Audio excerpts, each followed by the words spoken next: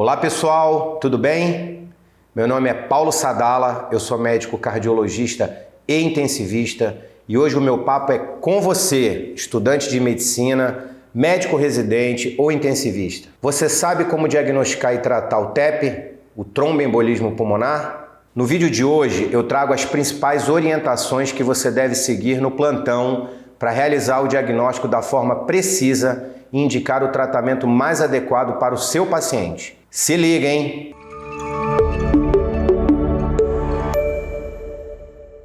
Antes de realizar, de fato, os exames diagnósticos do TEP, nós devemos primeiro avaliar a probabilidade do paciente ter a doença, ou seja, a probabilidade pré-teste. Para isso, a gente realiza o score de Wells. O score de Wells vai nos indicar se o paciente tem alta, moderada ou nenhuma possibilidade de apresentar TEP. Uma pontuação maior ou igual a 7 nesse score indica a probabilidade alta de TEP. Pontuações de 2 a 6 são consideradas intermediária probabilidade. Já o score com 1 ou nenhum ponto somado deixam a suspeita improvável e podem ser submetidos à exclusão pelo score de PERC. Nesse algoritmo, o paciente que apresentar resposta negativa para todas as respostas abaixo pode ter a suspeita de tromboembolismo excluída. Qualquer resposta positiva deve manter a doença como suspeita diagnóstica e seguir a investigação.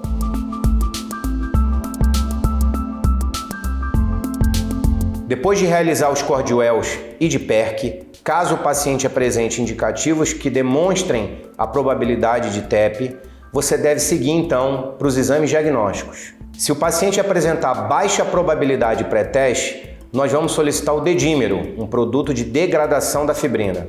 Por conta do seu alto valor preditivo negativo, um resultado menor que 500 ou menor que a idade do paciente vezes 10 em indivíduos acima de 50 anos é tranquilizador.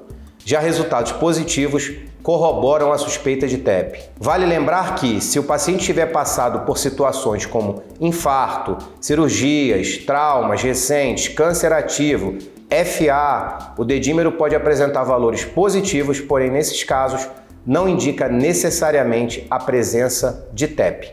Por esse motivo, o dedímero é utilizado mais no intuito de descartar a doença em pacientes que apresentam baixa probabilidade de TEP no score de Wells. O próximo exame que nós vamos realizar é a radiografia de tórax. Esse exame nos mostra outras causas para dor torácica e dispneia. A radiografia de tórax no TEP, na maioria das vezes, está alterada, porém as alterações são inespecíficas, tais como atelectasia, derrame pleural, consolidações, entre outras. As alterações patognomônicas, que são o sinal de Ostermark e o sinal de Hampton, são raros, porém, se presentes, confirmam o diagnóstico de TEP. Além da radiografia, outro exame necessário é o eletrocardiograma. Ele, assim como o raio-x de tórax, na maioria das vezes está alterado, porém as alterações são inespecíficas. A alteração mais comum no tromboembolismo pulmonar é a taquicardia sinusal. Outras alterações, como bloqueio de ramo direito ou sinais de sobrecarga ventricular direita, como S1, Q3, T3, também podem aparecer, mas não são específicas do TEP. Outro exame importante é a angiotomografia de tórax. Esse exame é muito útil nos pacientes que apresentam alta probabilidade de TEP no score de Wells ou ainda naqueles em que a suspeita ainda não foi descartada. A principal vantagem da angiotomografia é que ela permite a visualização direta do êmbolo ou do tamanho do VD e da artéria pulmonar. Para isso acontecer, entretanto, é necessário a utilização de contraste venoso, que, vale lembrar, é contraindicado em uma gama de pacientes, como grávidas, aqueles que têm alergia a iodo ou insuficiência renal. Portanto, nesses indivíduos o exame não poderá ser realizado. Outros exames passíveis de serem solicitados são a cintilografia, ventilação-perfusão e o ultrassom com Doppler de membros inferiores para detecção da trombose em veias profundas. Esse último, além de corroborar a suspeita, já indica o uso da anticoagulação, que é tratamento tanto para TVP quanto para TEP. O principal achado nesse exame é o não colabamento da veia à compressão pelo transdutor, indicando a presença do trombo dentro daquela veia. Temos também o ecocardiograma, que é útil para avaliar a disfunção de VD, embora muitas vezes os pacientes já tenham essa condição associada a uma patologia de base, tal como o DPOC. As principais alterações encontradas pelo eco são dilatação do VD, hipocinesia e regurgitação tricúspide. Em resumo, a investigação clínica de pacientes instáveis hemodinamicamente deve ser realizada através de score de Welch para avaliação da probabilidade, eletrocardiograma e raio-x de tórax no leito para descartar outras possibilidades, ecocardiograma, ultrassom com Doppler de membros inferiores e angio-CT de tórax, caso o paciente tenha condições de seguir para o exame. Já nos pacientes estáveis, o esquema deve ser score de Welch para avaliação de probabilidade, score de PERC e ou dedímero para pacientes com baixa probabilidade, eletrocardiograma e raio-x de tórax para descartar outras possibilidades e angio-CT de tórax, além da cintilografia, ventilação, perfusão e ultrassom de membros inferiores se o paciente for inapto ao contraste.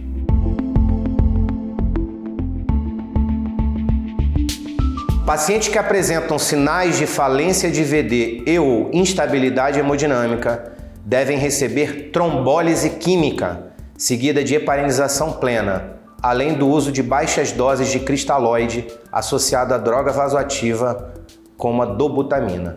Devemos administrar enoxaparina 1 mg por quilo de 12 em 12 horas.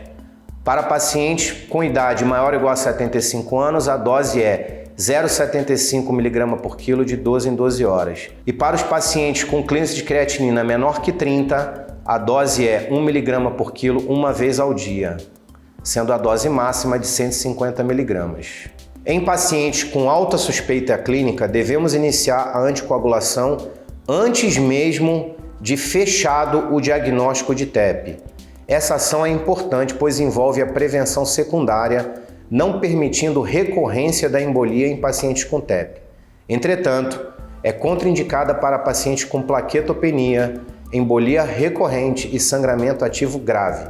Em pacientes hipotensos, chocados, extremos de peso ou idade e com alto risco de sangramento ou disfunção renal, a indicação é a heparina não fracionada em bolos, na dose de 80 unidades por quilo, não devendo ultrapassar 4.000 unidades. Nos indivíduos sem estabilidade hemodinâmica, mas com disfunção de VD ou biomarcadores elevados, a primeira escolha é a heparina de baixo peso. Pacientes sem estabilidade hemodinâmica ou disfunção de VD ou biomarcadores elevados também se beneficiam da heparina de baixo peso molecular associada à anticoagulação oral.